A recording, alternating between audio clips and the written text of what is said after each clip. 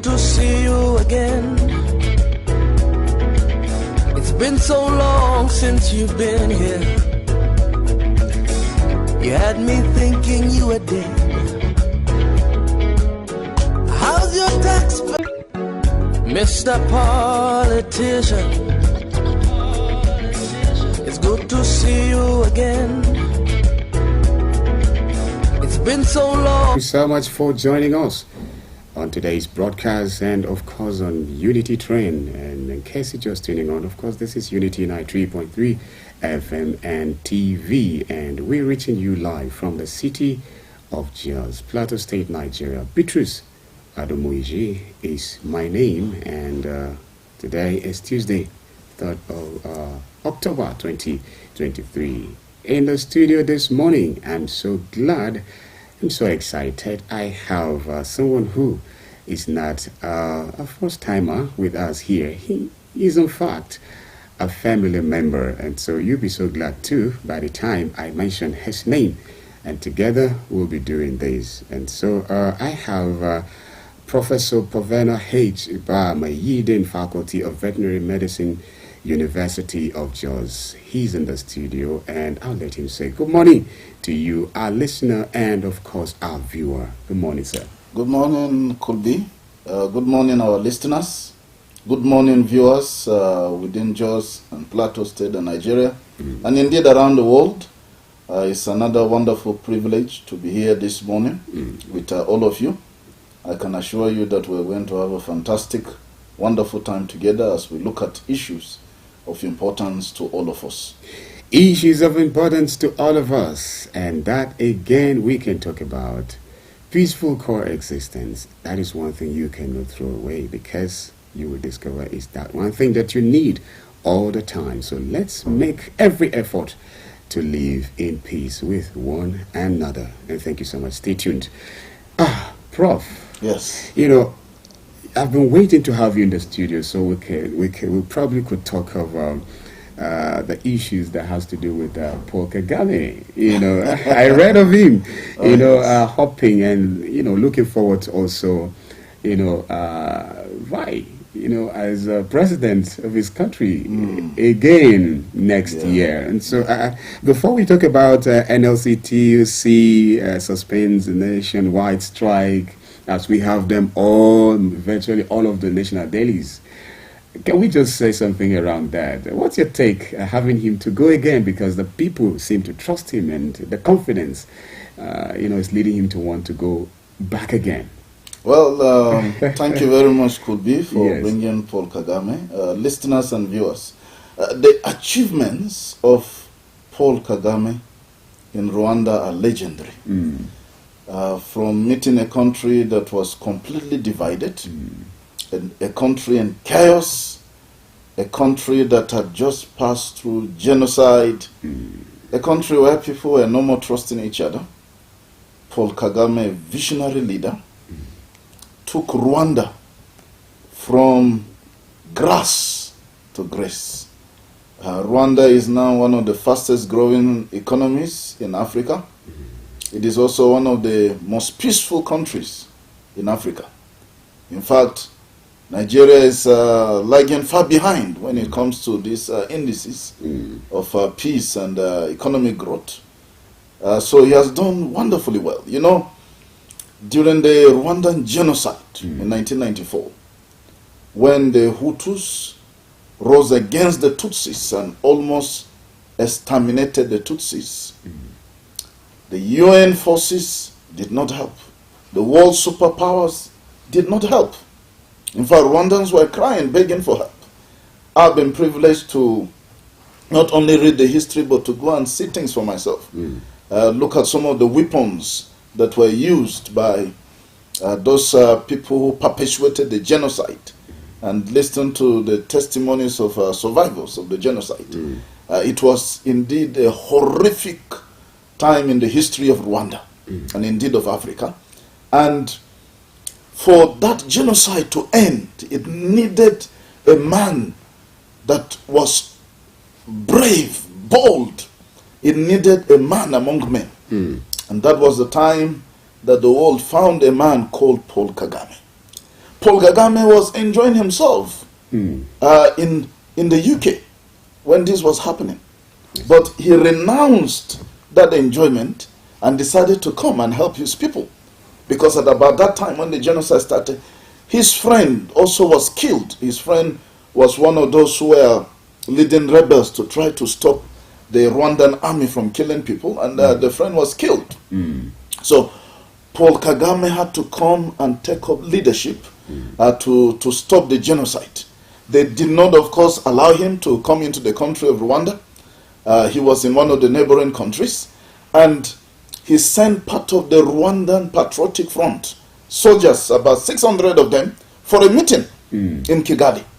When they came they had a delegation that was attending the meeting, and then they were allowed to have this small army of up to about 600. Now, while that meeting was going on at the Rwandan parliament in Kigali, suddenly the government decided to go against convention and principles. They decided they were going to wipe out the delegation, kill the delegation, and they were going to kill the Rwandan Patriotic Front that had come. So it became a battle. That the army was trapped within the parliament building. Those 600 men, they were only allowed to carry light weapons.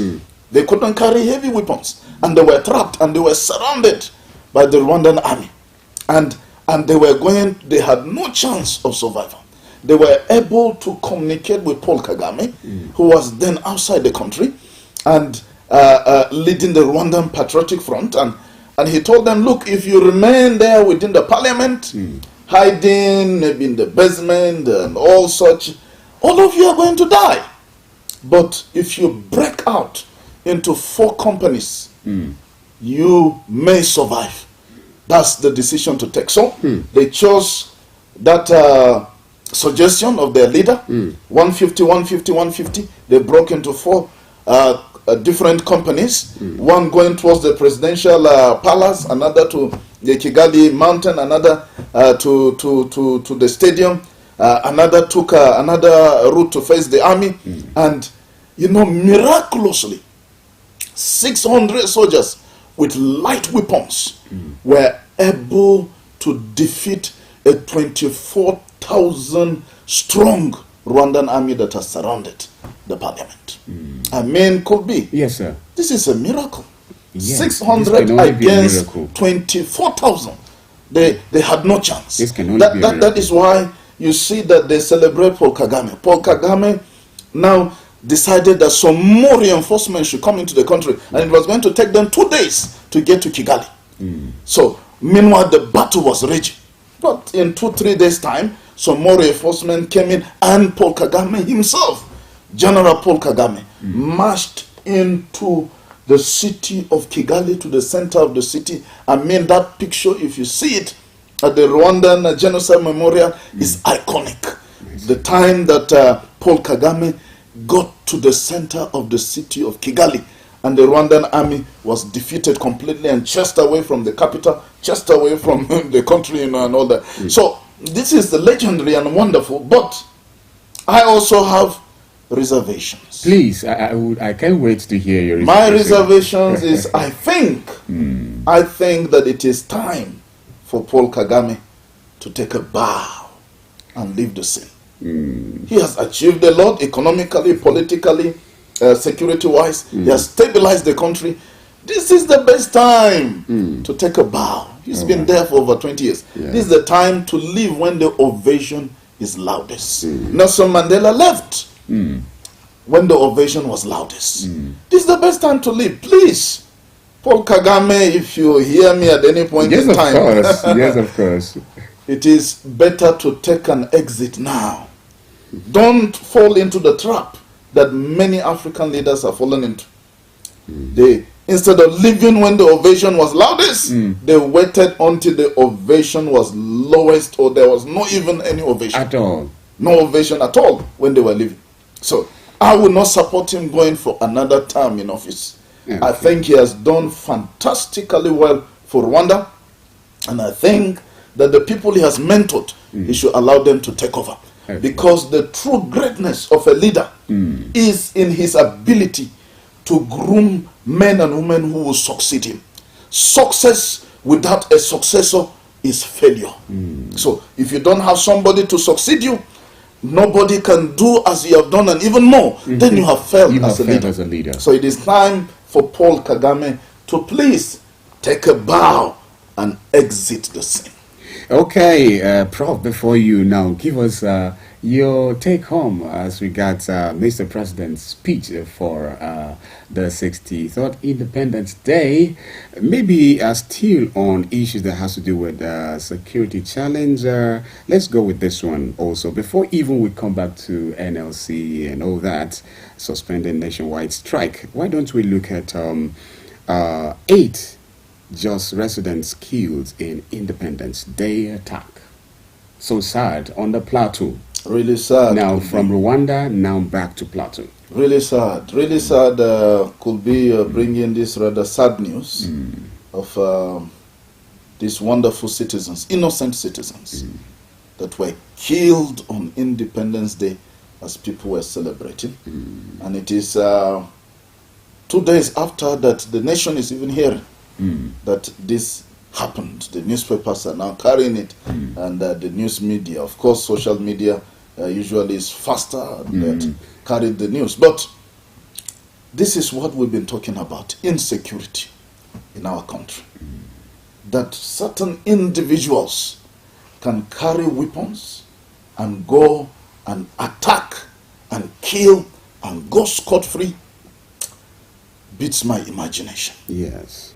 Our hearts go out to the families of these Plateau citizens in Bassa local government area that lost their lives. Our deepest sympathies, and we pray that the souls of the departed will rest in peace. But this is the time for the government to wake up when it comes to security. You know, you can promise palliatives, you can promise to put in infrastructure and everything. If there is no peace, it is all useless. It is all useless. Because who is going to enjoy the palliatives? It is only the living that celebrate. Who is going to enjoy the infrastructure when the people are dying? I mean, it is useless to a dead man. To the bereaved, families that are in mourning and crying, palliative means nothing to them. At all.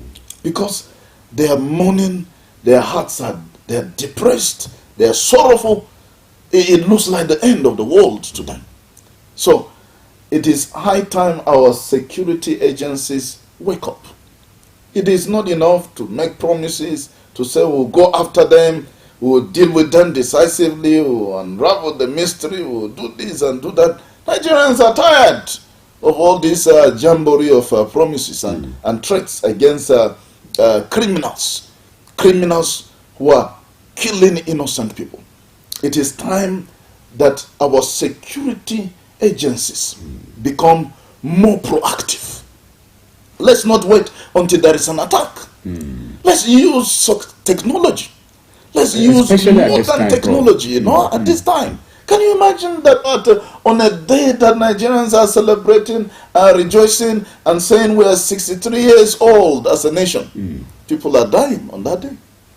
It's not a good thing. It wasn't only in Plateau, other parts of the country there were attacks. It is not a good thing. It is high time that our security forces should go back to the drawing board and strategize. Do we need CCTVs, more of them? Do we need to use our phone gadgets some more? Do we need to plant some informants, for security agencies who will know what is happening in various communities? Why do we have ungoverned spaces in our country? Because this is where these criminals come from, the forests. They come from the bushes around. Yes. Why should we have these spaces? Why should certain human beings be living in some ungoverned spaces and become a government of their own? They should be chased out of those places. No Nigerians should be staying in any place that the government has not designated. Nobody gave them the land. They gave themselves the land. Nobody authorized them to erect tents or buildings or whatever huts or places they're staying in. They gave themselves. So they have become a government for themselves. And it is those people, they come out from those places and they launch attacks and kill innocent people. I think that it is high time that the joint security forces will should re-strategize. Let's not be doing the same thing the same way and expect to get different results. No. If you do things the same way previous people have been doing it, you get the same results. It is high time we do something different. Could be. Our heart goes with the people in Basa, our local government here in Plateau State, and of course other parts of the state as well. Okay, on this note, Prof, we will just go to CDs. We have them and several other newspapers, but this one says NLC TUC suspend nationwide strike. And another paper still on this story says NLC TUC suspends a planned nationwide strike. And I love this one because this one seems to give us a period in which this would have to go on. It says 6 months allowance, the federal government to spend 315 billion naira, labor suspend strike for 30 days. So it's for 30 days. So it's just a suspension. Yes. The strike has not ended because the issues that triggered the strike have still not been attended to. What we just have are promissory notes from the federal government. Labor threatened to go on strike. Why? The issue was and is that the government removed fuel subsidy without providing for how the average Nigerian will survive without fuel subsidy. And hyperinflation all over the country became the order of the day. Workers cannot afford transport. Workers cannot pay rent. Workers cannot pay school fees of children.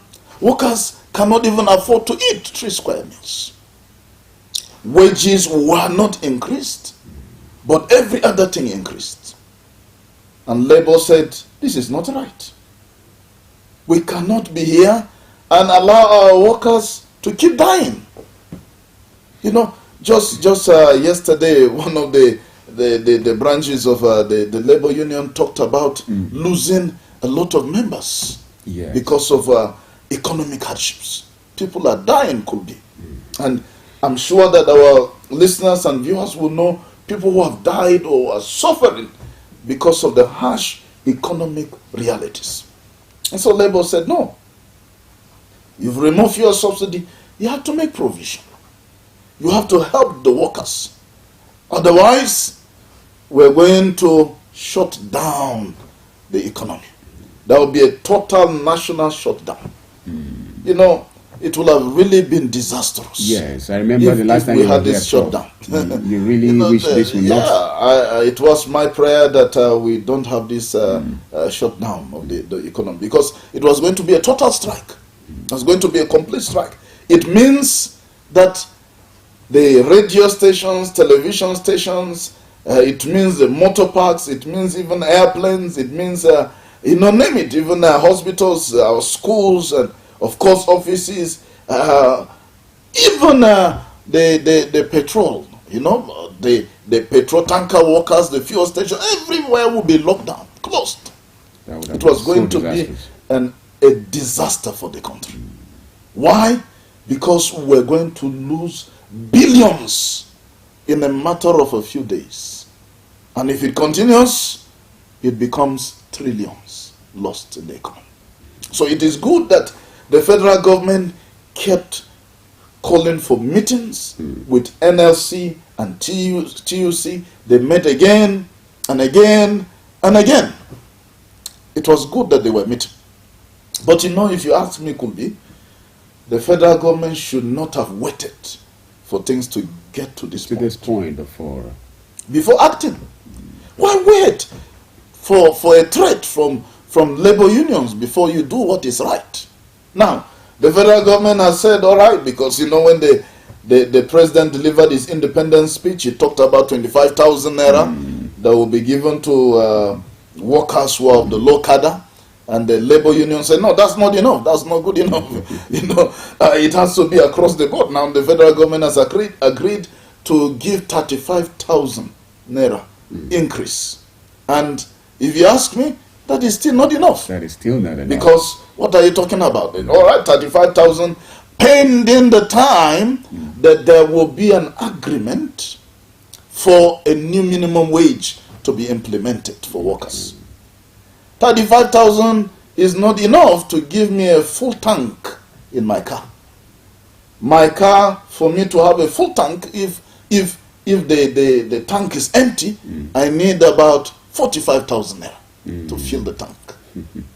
So 35,000 naira that you are increasing for certain cars would not give them even a full tank. So you still at the current cost of petrol. Transportation problems still. So absolutely, we still have a lot of problems. But at least it is something. The federal government is offering something.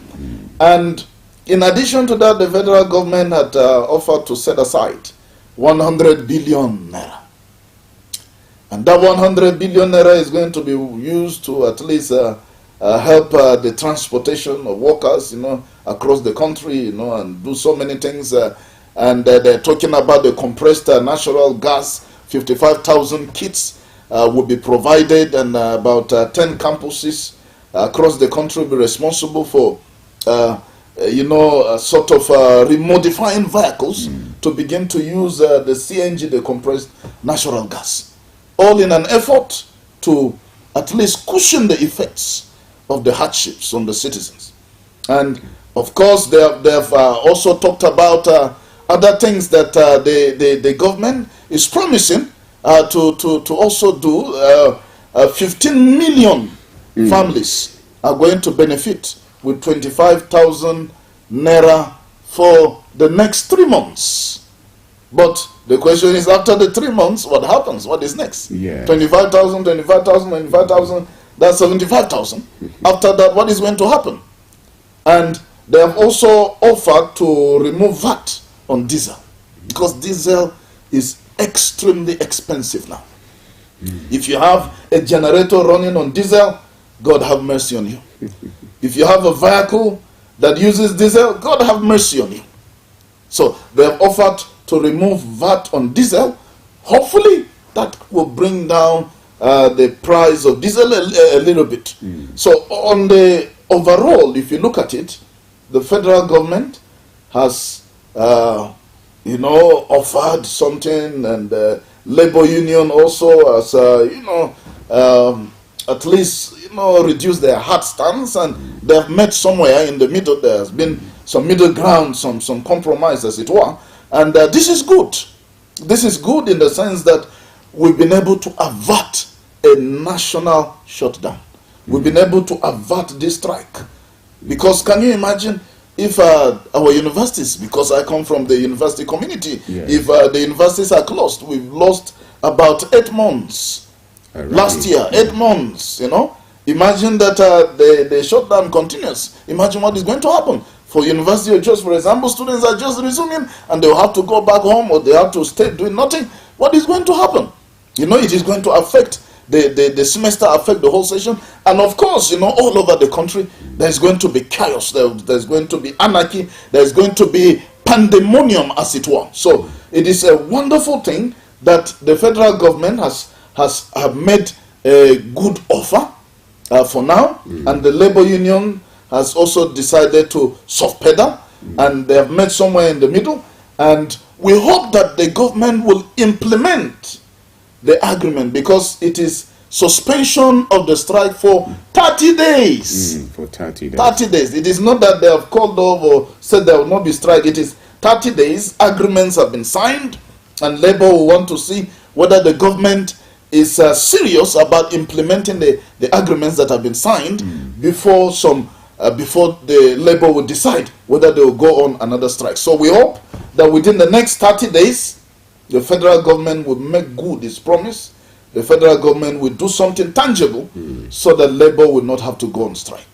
Okay, Prof, actually, I would have loved to, have 2 or 3 more headlines, but time won't let us do that. So we just have 2 minutes to be out of this very segment of newspaper review. But of course, why don't we talk about malaria vaccine receives World Health Organization's recommendations for use, paving the way for global rollout. You can't be here and you don't say a little about this, Prof. This is good news, Colby. Yes. Malaria is a killer.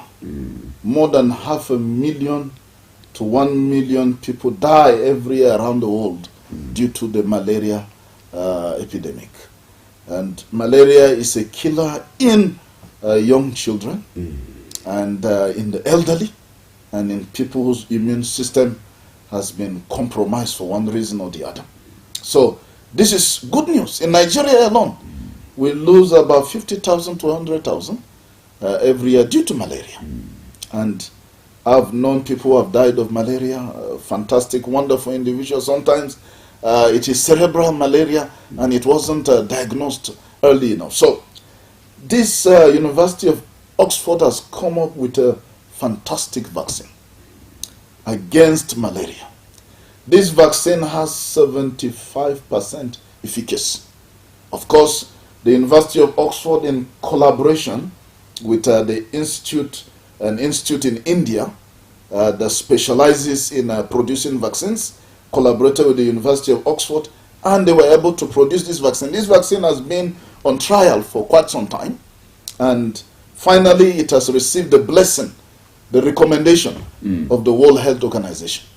It took a lot for them to get to this stage. It took years of research, years of diligence, of hard work, years of going into the lab with frustration, coming out with frustration and going back and not giving up. Finally, we have a vaccine. This is good news because this vaccine will now be mass produced around the world. Hopefully we can get it in Nigeria in the next few weeks or months to come, and it will be wonderful because this is going to help to bring down the mortality rate that we have as a result of malaria and help us to consume less of anti-malarial drugs. So this is good news for the world. This is good news for Nigeria. This is good news for all of us. This is good news for all of us. One other good news is that you take decisions to live in peace with your neighbor. That too is good news for all of us. And so stay tuned. We'll be right back after this short time out. Mr. Politician, it's good to see you again. It's been so long since you've been here. You had me thinking you were dead. How's your taxpayer mansion? How was your...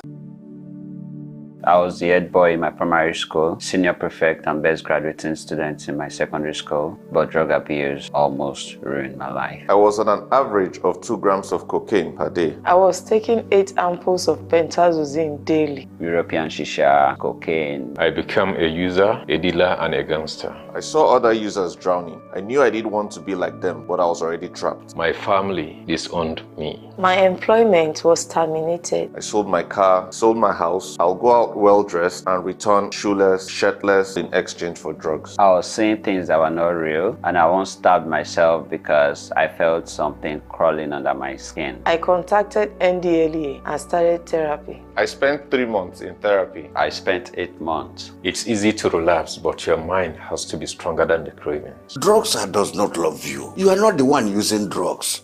Drugs are the one using you. Say no to drug abuse.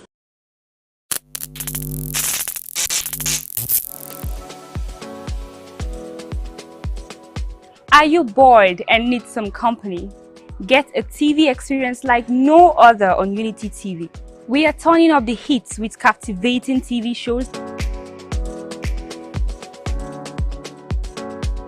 electrifying political programs, music, movies,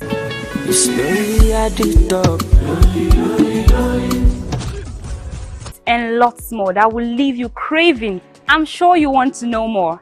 Tune into Unity TV today and let the excitement take over. Mr. Politician, it's good to see you again. It's been so long since you've been here. You had me thinking you were dead. How's your taxpayer mansion? It's good to see you again. It's been so long since you've been here. You had me thinking you were dead. Still staying with us on Unity 93.3 FM and Unity TV. Beatrice Adamo Asia remains my name, the anchor for Unity Train this lovely Tuesday morning, the 3rd October 2023. Of course, we have just gone through the first segment of Unity Train, with which we've had good time with Professor Bamaye. He's still in the studio. But we are being joined in the studio this morning by Dr. Emmanuel Van D. Tische, HOD Veterinary Microbiology and Pathology. He is also ASU Welfare Secretary, University of Jos. He is seated. I'll let him say a very good morning to you, our listener, and of course our viewer. Good morning. Good morning, sir. Oh, thank you very much. I'm sure our viewer and listener would want you to speak, to project so that they'll be able to hear you. Thank you very much, Doctor, for being here. And Prof is still in the studio. Yes, I am. I will let Prof to say another beautiful good morning to our listener and our viewer. Prof? Beautiful morning. Good morning, our listeners. Good morning, our viewers. It's been a wonderful time so far, and we still have some more wonderful time together. Please remain on the dial. Stay tuned for more to come. Yes, stay tuned for more to come. And on these, we'll be looking at this topic that has to do with the Faculty of Veterinary Medicine, University of Jos inductions and off-taking ceremony 2023. And so, I think I will just begin with Doctor this time around. Doctor, just tell us about this one and only kind of occasion. Is it just an occasion? What is its significance? Well, it's thank you. Good morning, our viewers and listeners this morning. Induction and oath-taking ceremony is more than just an ordinary ceremony for us as veterinarians, because it is a ceremony that makes us to, make the qualified veterinary doctors who have been trained rigorously over the past 6 academic sessions and have all the requisite scientific knowledge and skills to practice their profession. Now, they will not be allowed to practice as quacks, but they will have to take an oath. Oh, I see. Yeah, to take an oath at the instance of the Registrar of the Veterinary Council of Nigeria, which is the regulatory body for the veterinary profession or education in the country, and also is saddled with the responsibility of licensing. So as they take the oath tomorrow, they will be licensed to practice all over the federation. Okay. And as a professional or certified veterinary doctors. Now, they are expected to go out there under an oath to treat, diagnose, treat, control and prevent animal diseases, and also ensure public health, where they also, protect the animal, human health through ensuring good veterinary health, because we also as veterinarians deal with zoonotic diseases, which are diseases, infection that are shared naturally between vertebrate host and man. The most common that we know are all these rabies, tuberculosis, and so many others. Of course, even the recently coronavirus that was a pandemic, it originated from animals. So all those we as vets help in controlling and preventing such diseases. Oh, thank you very much, Dr. Emmanuel. At this time, Prof. Could be, if you've attended a baptism service, yes, this is the baptism service of veterinarians. Okay. They'll be baptized into the profession. Yes. They have graduated, but they are not yet recognized as veterinary doctors until they have undergone this baptism. It's like a naming ceremony. It's like an official occasion where from this day henceforth, it's like a marriage. Where a man and a woman are pronounced husband and wife. So from this day henceforth, tomorrow, when the induction takes place at the faculty auditorium of the Faculty of Veterinary Medicine, University of Jos, as soon as they are pronounced, they have become veterinary doctors. They'll be qualified to start bearing DR before their names. Yes. Dr. So-and-so, Dr. So-and-so, Dr. Mrs. So-and-so, or whatever.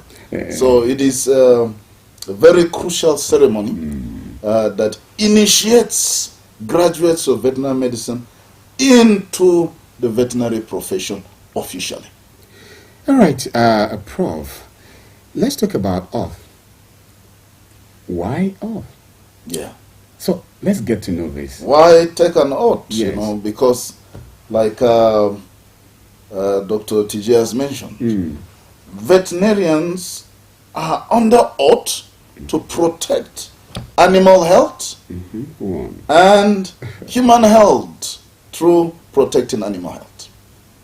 Zoonotic diseases that he mentioned about, humans get them from animals because these are diseases transmissible from animals to man. So why take an oath? Because every veterinary doctor needs to be bound by a vow that he's going to do what the profession requires. That you're going to practice your profession conscientiously to the best of your ability. You're going to improve your knowledge. You're going to protect animal health. You're going to ensure that the veterinary profession benefits and, of course, the whole world. And you're going to ensure that you relieve animal suffering. We have animals that are suffering for no just cause. We are under oath to protect them. We are under oath to ensure that animals are healthy. We are under oath to ensure that animals increase, multiply, reproduce. You know. So they will need to take an oath because this is a professional.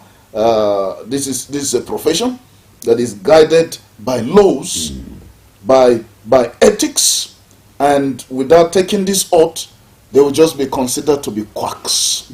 So you need to sign the oath, take the oath, sign the oath, and then you are qualified to practice. So this oath is very important for every veterinarian to be recognized as a veterinary doctor. Okay, Prof, before you even tell us, okay, when it's going to happen, where, and all of those details that we would need, because I really cannot wait to be a part of it tomorrow. I'm sure it's tomorrow. Oh, yes, it's tomorrow. Okay, you made mention of something, and I'm so interested in it.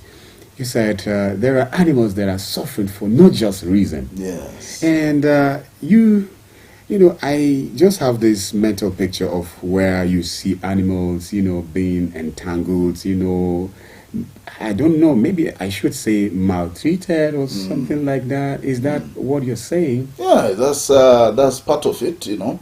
Let me just give you a little story. I like telling stories. This is real, you know. When I was staying in Malaysia, that time we had moved from the outskirts of Kuala Lumpur in Malaysia to a city called Kota Baru, the capital of Kelantan State in the northeastern part of Malaysia. That city is full of cats. In fact, the university where I was teaching, our students get to see like 10 to 20 more cases of cats, feline medicine, than dogs. The city was full of cats. In fact, I told them, look, if you don't do something, these cats will be more than the human beings in this city. So, but there was something I noticed as I drive through the city of Kota Baru, Malaysia. Almost every day, I will see one or two or more cats killed by vehicles. The vehicles run over them at incredible speed because the roads are smooth, and there are a lot of these stray cats. The house where I was staying, one day I saw a cat. The cat came, I fed the cat. The cat came 1, 2, 3 days before I knew. The cat brought another one, and then brought another one. They were multiplying. I'll actually get some food from the shopping mall and feed them with ready-made cat food. So now One day a cat came and the cat was crying, needing our attention. Yes. And my wife did not allow my daughter wanted to go out. She did not allow my daughter. My daughter was crying because she felt very bad for the cat crying outside. So I wrote an article to one of the leading newspapers in Malaysia.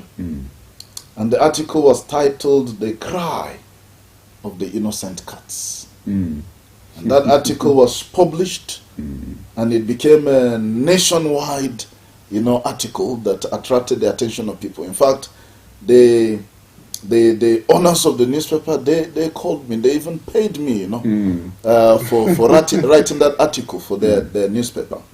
Now, these cats, my concern was that we should relieve the suffering of the cats. In this case, the indiscriminate death of these cats because they were knocked down by vehicles here and there. Some of them don't die, but they get injured and maybe fractures, and all such, and they will need to be euthanized. So, we veterinary doctors, sometimes we see people maltreating dogs or maltreating cats, maltreating other animals. Sometimes you carry an animal and you squeeze the animal in a very small space and you starve the animal. You're not feeding that animal. That animal is suffering. If you keep a dog and you don't take good care of the dog, you don't feed the dog, that is animal suffering. It is not a good thing. The animal is suffering. When you're supposed to vaccinate the animal, you don't. Yes. It is animal suffering. There are so many things people do that is an abuse of animals. They are oppressing those animals. Those animals are suffering. And that is why we are there as vet doctors, to relieve the suffering of these animals, to treat them, to take care of them, conduct surgical interventions where necessary, feed them where necessary, give enlightenment to the society and tell them that you're not doing the right thing, you're keeping animals, you're supposed to do A, B, C. So all this is within our area of jurisdiction, to take care of animals. Oh, I'm so happy knowing fully well that by tomorrow we'll have more people who will come into the society and make sure that animals are receiving the attention, the needed attention. So back to Dr. Emmanuel now. Let's have the detail of the all-takings tomorrow. All right, thank you. Tomorrow by 10 a.m., we are expected to gather at the University Faculty of Veterinary Medicine Auditorium at Naraguta campus for the veterinary, the induction into the veterinary profession. Basically, those that will be inducted are those, as I said earlier, that have passed through the rigorous training for 6 academic sessions, and they will take an oath. The registrar usually is the one saddled with the responsibility, the registrar of the Veterinary Council of Nigeria, to administer an oath to those who have been qualified. Graciously, we were able to train up to 13 qualified veterinary doctors, who tomorrow are going to be inducted at the instance of the registrar and other officials of the profession, like the President, Nigerian Veterinary Medical Association. Even the President, Veterinary Council of Nigeria is supposed to be in attendance. And of course, the Dean, Professor Paveno Oladeno Bamai, will be the one that will present them as having acquired the requisite professional knowledge and competence to take an oath to start practicing their profession, as it were. Oh, thank you very much. Doctor, actually, what other thing are we expected to, put up together as we come grace this occasion? Is it open for just anybody to be in attendance? Well, because of the, crowd management and also the space, there are only few invited personnel. Of course, all our students are all invited. Yes. All head of departments, the VC, of course, and then the management staff, because, of course, they are the head of the management of the university. So they are all invited, and they will come and, of course, ensure that their students, of course, the graduates, are being inducted. Also, other important dignitaries like the governor, and then other speakers like the executive director of MVRI, that's Nigerian Institute for Veterinary Research Institute, who give us also a public knowledge lecture about the induction. So all these and other few dignitaries, and also importantly, 2 parents, whether biological parents or guardians of the graduates. They have 2 invitations. Of course, they are at liberty to invite any of their relatives or people who God have used to train them, because of course most of them have been trained by family members or relatives or well-wishers who empathize with them to invest in them. Okay. So all those that play those key roles in them, they are entitled to 2 invitations to invite 2 people from their families to grace the occasion. So limited invitation because of the crowd management and also space. Okay. And all our students and then the graduates and 2 of their relatives are invited for the occasion, and other dignitaries, as I mentioned earlier. Okay, thank you very much, Dr. Emmanuel, and of course, HOD, Veterinary Microbiology and Pathology. Now, tell us, what do you think would have been the challenge for the students so far? For the journey, ever since up to this very moment? Well, there, of course, veterinary profession is well known all over the world as a very tasking and demanding profession. For some of our lecturers who are privileged to be trained abroad, I will use the case study of our great-grandfather in the profession, particularly in my discipline, veterinary pathology, Professor Celestine Ibe Njoku, who was trained in the United States of America. He will tell you that you cannot even just sit for JAM and just get admitted into veterinary profession. Okay. Like in US, you have to even finish, just like you do even in MBBS, which is medical doctor. If you go abroad, you don't just sit for JAM and get admitted. Okay. You need to have basic degree in basic sciences. Right. Like for him, he had to have degree in biological science before he was admitted into veterinary profession. And so other related sciences like biochemistry, microbiology, before you will be admitted to veterinary profession. So it's rigorous actually, because as a veterinarian you have a vast knowledge of so many sciences. Like as a veterinarian, while others will only be concentrating in biochemistry and they'll have BSc in biochemistry, you will do biochemistry as a veterinarian from Genesis to Revelation. You will finish because you will take all that they are doing in biochemistry and you will finish. We also do microbiology. They have to go through all the rigors of all those microbes, whether they are bacterial, viral, or fungal, agents. We do all this, and then we also have to do as veterinarians pharmacology, because we have different disciplines or areas of specialization as veterinarians. You do pharmacology, where you deal with drugs. What are these drugs? Where are they getting from? What are their indications? What are their contraindications? Because it's not all drugs that you administer for all animals. And then there are certain that, give this to these animals, don't give this, or these are the side effects of these drugs. If you use this, what are the margin of safety? Because these drugs, there are certain range of the prescribed doses that you are to use as a veterinarian. There are certain levels that when you go higher, you find out that you are maybe intoxicating the animals. That's why to us we say all drugs are poisons, depending on the doses you use. Because by the time you now overdose it, now you are going, it becomes a problem.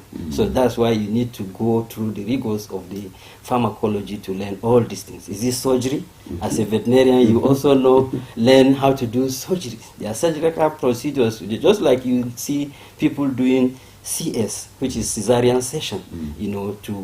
When in humans you find out that woman wants to deliver, maybe because the size of the fetus is very large, the child is very big, and it cannot come out. Maybe when there are problems that have to do with the reproductive tract, the pelvic inlet is narrow, or sometimes you may even have fetal mummification or fetal maceration, or sometimes you may even have fetal monstrosity. You find out that the fetus becomes unusually large, like monsters. So it cannot be delivered through natural delivery. Sometimes induction of you can induce labor by giving some certain drugs that will cause contraction or enhance contraction, and then that's when there is enough dilation, and also the pelvic inlet is wide open to ensure natural delivery. But when we have difficulty, you have to do surgical intervention. You do CS, just like you see in human beings.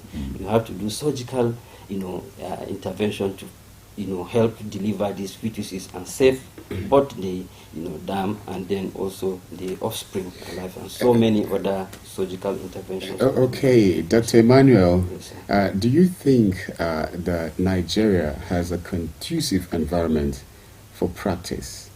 We have been having situation where professionals, after being trained even in this very country, they would have to leave the country because to them there is no conducive environment that would help them continue practicing. Do you think you share the same view or challenge is what you think your profession is going through as well? Or Nigeria has done a lot to accommodate, especially the ones you'll be it's a problem. So we trust that with the new leadership in the country, we will have a change. Government is supposed to give more attention, to education generally, and of course, medical profession, of course, veterinary medicine, just, not in isolation from all these kind of challenges. Even in this university, some of our staff have to go abroad. We have challenge. People are trained. People are going because when they go out there, the remuneration is there. They are being paid. A lot of our staff have gone, as I'm talking to you now. Government doesn't pay much. The little they are paying you, they are thinking as if they are overpaying. You have to threaten to go on strike, just like we are faced with the reality of labor now. To just wake up and see that, okay, they have to suspend it for 30 days to be sure that, okay, government, you don't have to be forced, to know the plight of this. Well, they may be living in heavens where they are, because some of the political appointees may not even be using their monies to go to the market, so they may not even know how much this thing. But of course, they have listening ears. They know what people are crying out and be demonstrating all these things. So having spent 6 years and other under rigorous training have to do with prerequisite courses, as you asked earlier about challenges during the profession, during the training, you find out that there are certain courses that you must pass before you even take subsequent, because certain courses are prerequisite, because they are foundational courses which you must pass before you do subsequent ones. All these rigors, and you graduate, you find out that sometimes there are not even the jobs there. And when they employ you, the remuneration is nothing to take you home, nothing to write home about. So you find out that government need to do a lot. Is it in terms of call duty allowance, specialist allowance, hazards? You have to go on strike or go and do one negotiation or the other. As a vet, you are exposed to more hazard than any other medical professional, because you deal with a lot of animals, different animal species, and so you are, exposed to so many dangers. But the remuneration is not there, it's not attractive. So many people, at the slightest opportunity, you find most of our graduates, even those that will be inducted tomorrow, if you chat with a good number of them, some of them have already started looking for transcripts, and they want to start processing to get they start usually by going to get postgraduate degrees abroad, and then from there you don't see them back home. See them. Some of our staff also, they will go do their postgraduate, maybe like a doctorate degree, and they will not come back. So all these kind of things government has to do is to avoid or avert brain drain in the country, because of course we need these young, energetic, and intelligent, well-trained doctors to remain, to add to the knowledge or the workforce, so that we can have enough hands to train more professionals into the field.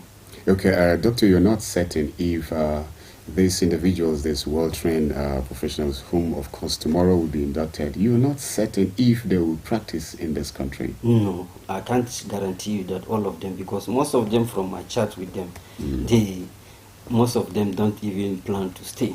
So, things have to be done. Government has to be very decisive and, pragmatic in, making the environment conducive for them to want to stay and practice their profession. Of course, the condition out there is attractive, and that's why they are running. Go and get enough money to take care of yourself, extended family. The system of the country we are living, we live in an extended type of family. So, a lot of things happen in your homes. You may be working, but you are not there to help. But if they go out there, you see things are flowing for them. So they are attracted to go there. Okay, thank you very much, Dr. Emmanuel.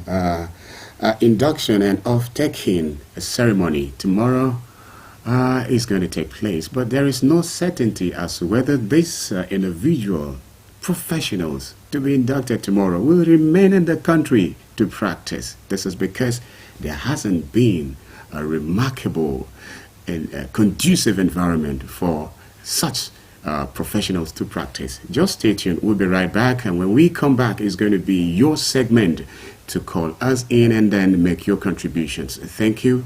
Please stay tuned. Mr. Politician, it's good to see you again. It's been so long since you've been here. You had me thinking you were dead. How's your taxpayer mansion? How was your...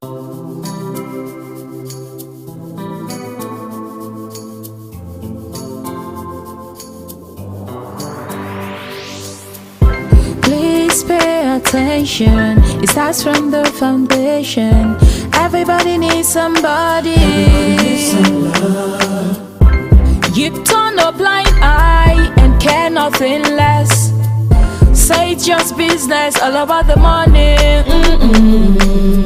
You are so unbothered as long as they pay. Say it's just business, all about the money.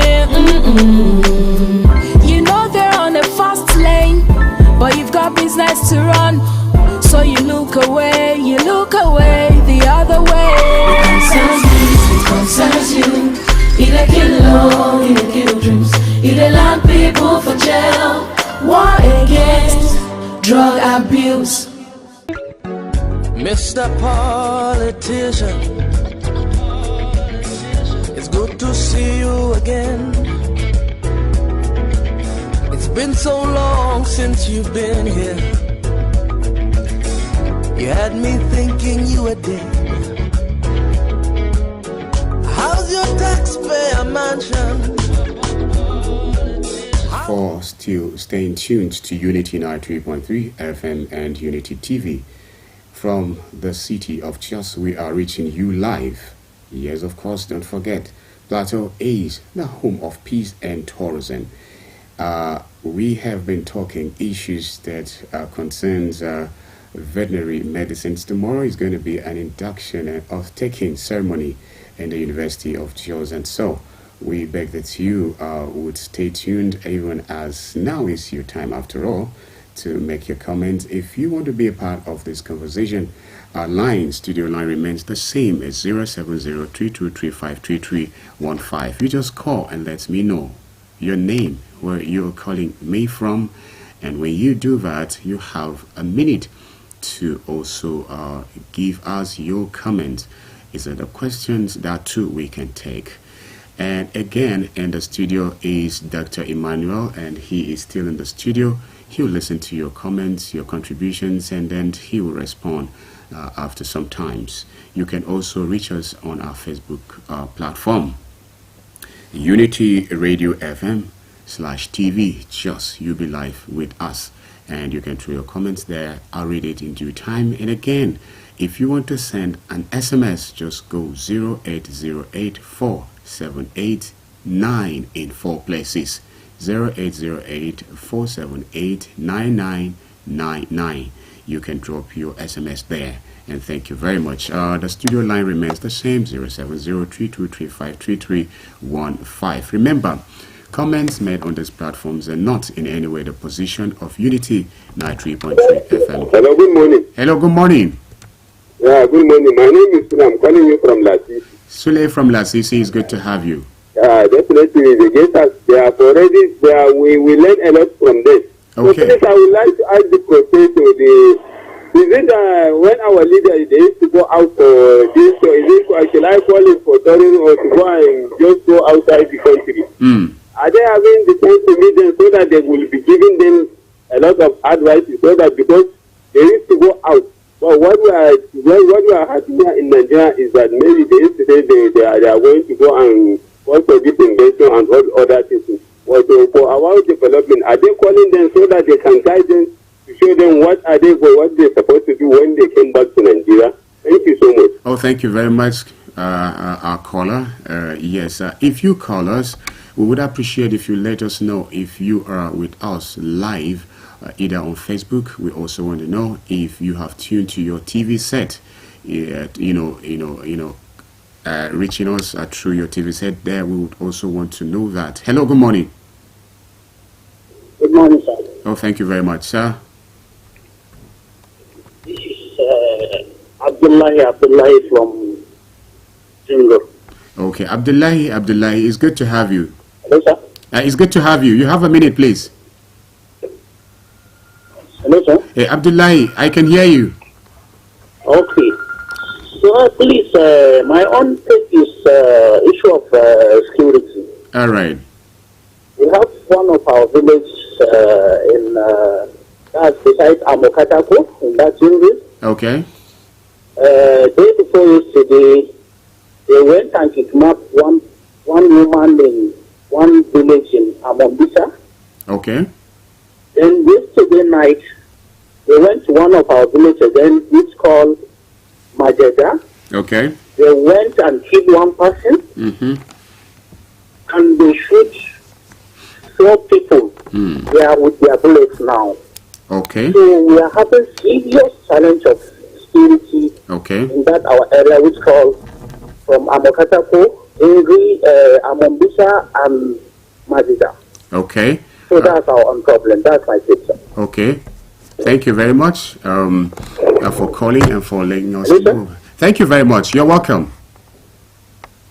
We'll do our best to get the PPRO informed about this so that they will do the needful. I'm sure somehow the listening, and so even because we will do our best to get them contacted. Hello, good morning. Good morning, Kulji. Good morning, Dr. And the prof in the house. Thank you very much. You're welcome. This is Yakubu Sale calling from Nepal, Zaria Road. Yakubu Sale, it's good to have you. You have a minute, please. Honestly, the guest has spoken very well. It's only God that will bless you. Amen. Thank you. And I want to congratulate Nigerians for experiencing, for celebrating our independence. Okay. Okay.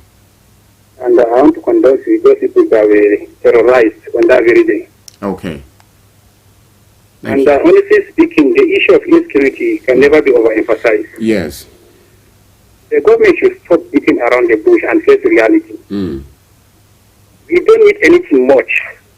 The security of our lives and property is a priority. So they should try and do something reasonable, so that at least we sleep with our 2 eyes closed. All right. And this palliative issue and what have you, please, can they use the money to make sure that they build a refinery so that we stop exporting our crude oil and encouraging the dollar to be higher. Okay. advise, some seminars need to be, some people, even in some villages, people, this is like you people and the prof and the doctors, please, they should try and encourage people, because sometimes illiteracy is even killing us. Okay. And can you imagine, for us, people understand English is a problem. We borrow from the Oibos, and we are dealing with this thing, this is strike. You still support going to school. You even go to the school, they will just be speaking English for you. For you to cram the element and the first 20 element, can you imagine somebody is writing white and he cannot even bring the first 10 elements and a science student. So let's in the morning and become a doctor. What is he going to do? So please, I want to advise, we face the reality. We don't need anything much. The palliative, even in my area, nobody even tell me that he even see somebody that even benefited from palliative. So they use the money to make sure that our refineries are okay. Thank you, God bless you. Thank you, Yakubu Saleh, calling us there. A lot of issues he raised. 070-3235-3315. If you call us, let us know. If you are watching us live from your TV set, we'll appreciate. Hello, good morning. Hello. Good morning. Good morning. Oh, thank you very much. You're on to Unity 93.3 FM. Yes, you're on to Unity FM. Yes, my name is Azitela. I'm calling from Kenya. Azitela, it's good to have you. Thank you. How is work? Work is fine. Yes, I think I'm happy because of the suspending this strike. Okay. Suspending the strike. All right. One more time. But let's be fair to the sincere. Okay. My problem is that it's not all the problem that in this country. Yes. You understand? Yes. Let our leaders understand the problem of this country. We want everybody to tell them the problem of this country, and then especially the hardship that the masses are suffering or need. I know that they need this hardship. Let them to be sincere and stop this problem so that this 30 days I never give to federal government. Let the problem be stopped. We don't have no need to fear another problem there after this 30 days by the state grace again. Because honestly, it's not every time that the federal government describe that. Thank you. That's the problem of in Nigeria. You understand? Okay. Mr. Zitela, yes. Are you listening to us on radio or you are with us on TV? Hello? I know you are your okay. Yes. Are you listening on radio or you are with us on TV? I'm the regular listener of this program. Especially this Unity Trend. I can miss it one. I am listening to you. Okay, thank you very much. I know you have been a regular caller there. I just want to know if you are following us on radio or on TV. I'm using my radio. Oh, thank you. Now. Oh, thank you very much. Thank you very much, Mr. Zitela. I appreciate your work. God bless you. Amen. Amen. Thank you very much.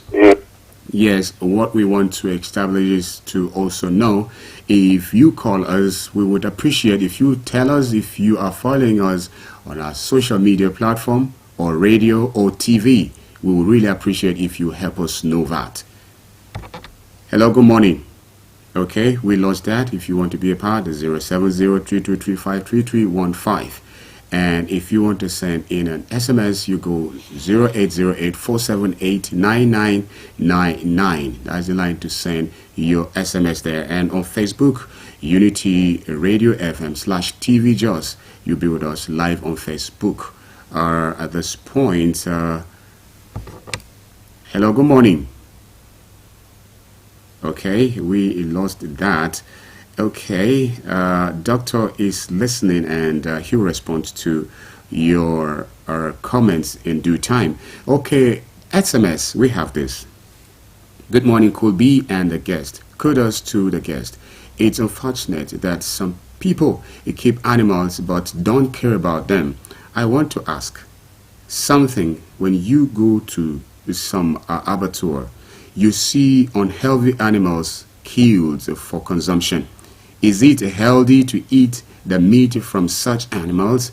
Peace is priceless. Let's live in peace. God bless Unity FM and Nigeria. Christy Izan from Rukubarot. Christy Izan, we appreciate. And thank you so much for always sending in your contribution. And this one also an SMS. He's saying, whoever shows enmity to a friend of mine, I shall be at war with him. When I love him, I am his hearing with which he hears. It is evil enough for a man to hold his human being in contempt. The whole of a human for another human is inviolable. Okay, inviolable, I think that is it. I think I get it right. His blood, his property, and his honor. Why? Killings. Okay, Hassan Garba. Hassan Garba is saying, why killings? We appreciate you, Hassan Garba, for doing that. Hello, good morning. Good morning, sir. Good morning, Kubi. Good morning, the guest in the house. Thank you. Now, who did yours? Who they do us calling from Terminus. So, now who did yours? Now who they do us? Now government they do us. Okay. Kubi, yes. I want to say, if the relevant authority are listening to us, me, the killing in Plateau is too much. Yesterday, they kill one young man in Congo Justice in this Guadandog was a good update. You understand? According to the story, the guy is still prone. They have to kill the guy. Killing in Plateau State is too much. Hungry is killing us. Non-good man is killing us. Bandits is killing us. Some are killing us in those that are, if you know what we are called some of better, those that are living in Sema will tell you. So that have a common boundary with another state or another country will tell you. They are killing us too much. This killing too much. More than say giant plus. We can have the people celebrating our 53 years in anniversary independence, and whereby they want to kill people in Yango. Please, I'm begging the government, especially the governor. I voted him in power, so I have right to beg him. That is what I voted him, so that he can look into this our state where they are killing people. It's too much. The other day they killed my man, Taiji man, because of his scratch kada, like the rest to kill the man in Domkambari. Now the same thing, 24 hours later, they have to try to kill another lady that is hit Keke Napep in that area. This killing is too much. More than say I don't know what is wrong with them. How can you hit Okada because you hit Okada, not that the Okada spoiled, you scratch Okada, they went and kill the man in his own cold blood. The same people went and they hit a woman again that is Keke Napep. They have to throw the woman down to St. Teresa. They want to kill the woman, they break all her vehicle, they break her windscreen. This thing is too much. Please, this is not what I voted the governor in. Governor should wake up from the slumber. Please, I beg you in the name of God. Thank you. Let him try to make sure that I stop this killing. This killing is too much. They are killing my people. If they kill everybody, who are they going to live alone?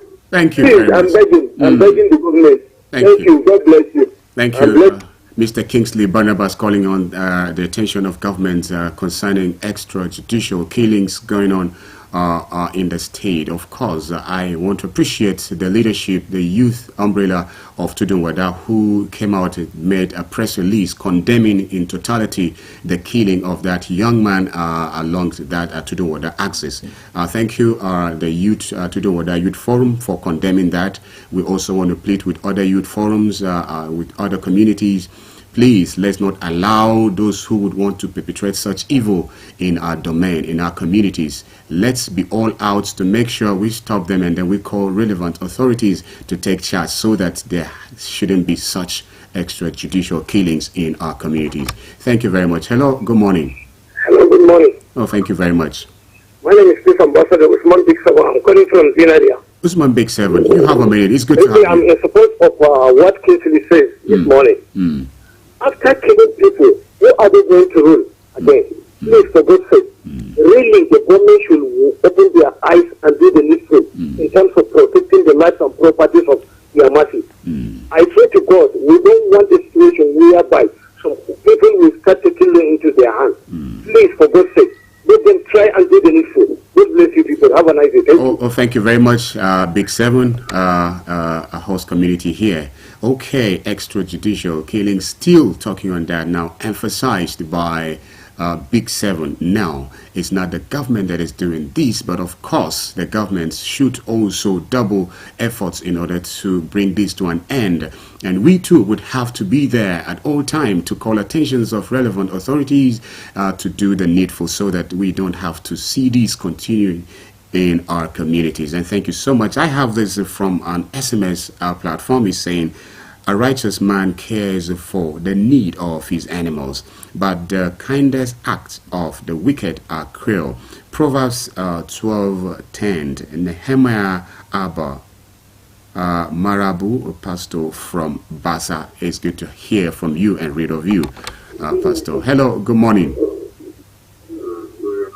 Hello, good morning. Okay, I think we lost that. In a moment, after a while, we would just let Dr. Hello, good morning. Hello, good morning. It's good to have you already.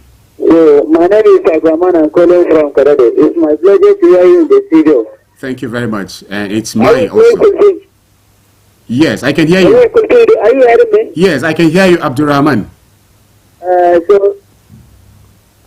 Hello, Abdurrahman. Oh my, I lost Abdurrahman. I beg and I plead how I wish that you call us back, Abdurrahman. Yes, thank you very much. I think I will just pick one or two and then the doctor. Hello, good morning. It's good to have you. Yeah, that's Comrade Master Patrick Okoro from calling from Blue Major School here. Well, congratulations to my brother in the studio and you, the uncle. Thank you. Well, for the inductees of tomorrow. You see, don't compromise as far as your profession is concerned. Don't say, let me do this. Your parents have spent money to train you. If you want to go abroad and pay back, fine and good. Follow the normal procedure. Okay. But the question is, you should try as much as possible. Avoid quacks. The major problem Nigeria is facing today is that it seems quacks have dominated all the profession. As I'm talking to you, I'm talking to you as certain educational consultant, certain recognized both international and African, talk about Nigeria. We know quacks. But what do we do? It is the job of the authority monitoring all these things to do their job. Not we, because when you say, oh, you are trying to block somebody, it's nothing good. But you are going into the profession. I wish all of you a successful career, successful profession. Make sure you deliver what they have given you. Congratulations. Good morning. Thank you. Thank you very much. Thank you very much, our regular caller there. It's just because he's such a busy one. Otherwise, would have to bring him even in the studio so that he will tell us more about education. So this may be our last caller today.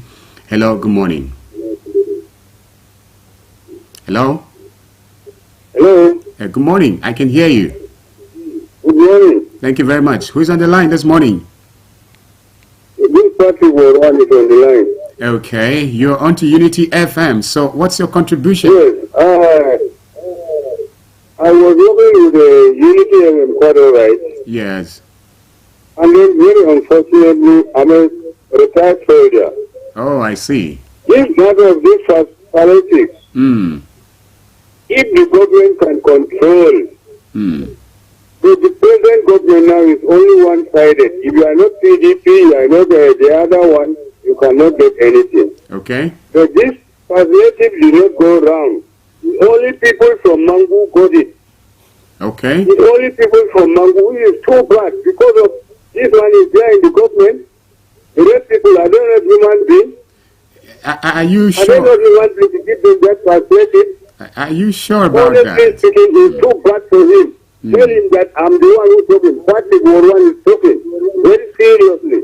Okay. It's just for only Mangu people. And then you are going to say, you cannot get road. You are going to continue, you are not going to get road.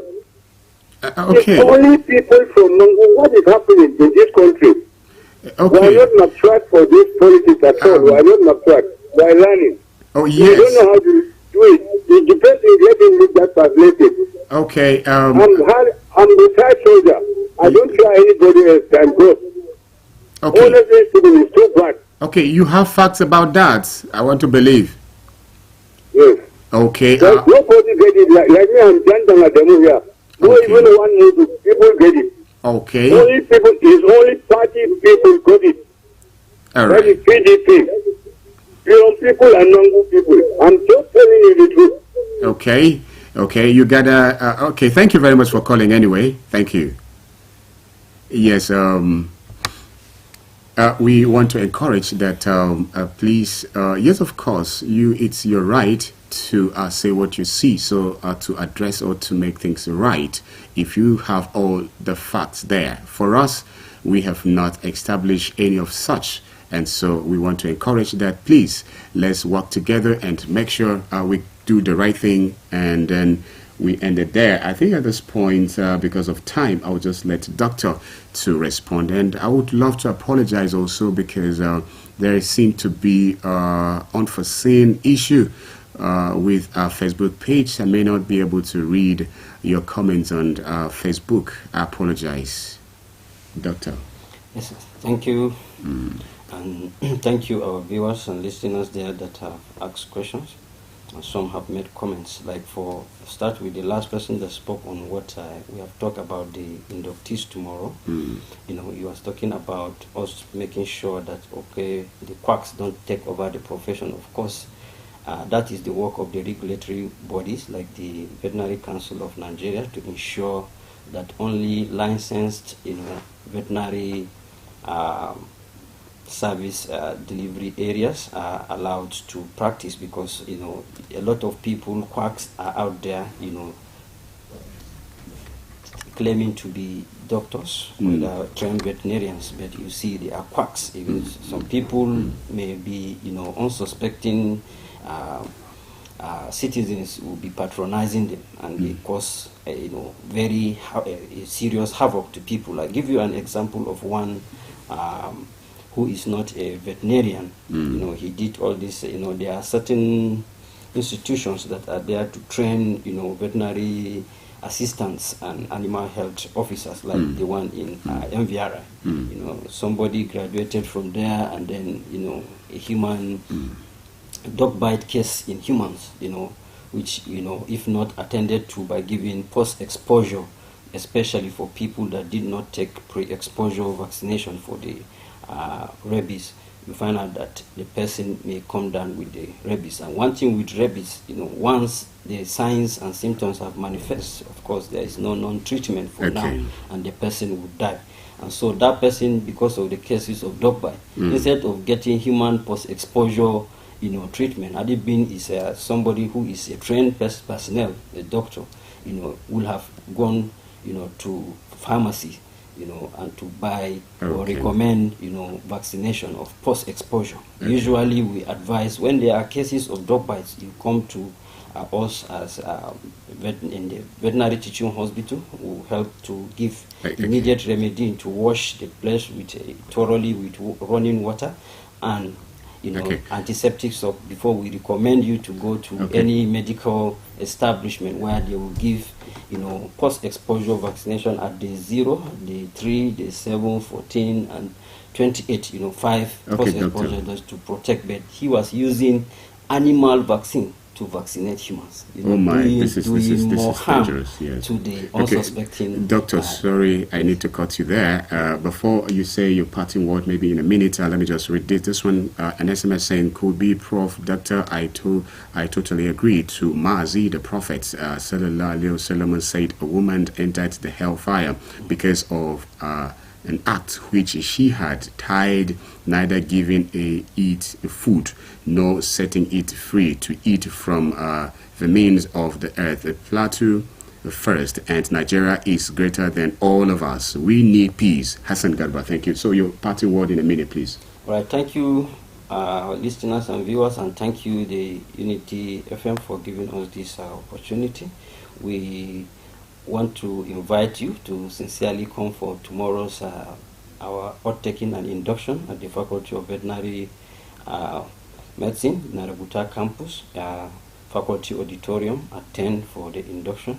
Thank you very much. And also do patronize only licensed veterinarians for your veterinary services. Thank you very much. Do patronize only licensed veterinarian for all the services required. And thank you so much. I want to say thank you to our listener, thank you to our viewer, and thank you again to the management of Unity 93.3 FM and TV, and also the crew who made it possible for you to receive from us all these signals. And from me, Bitrus Adamoyizi, the Kubi, bye-bye. Tomorrow is going to be another beautiful day. Do have yourself a peaceful day.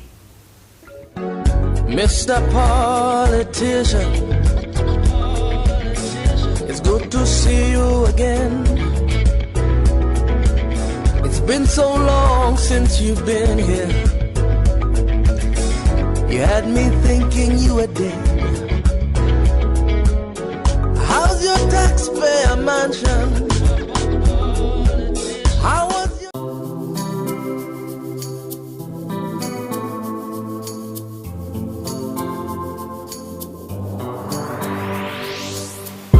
Please pay attention. It starts from the foundation.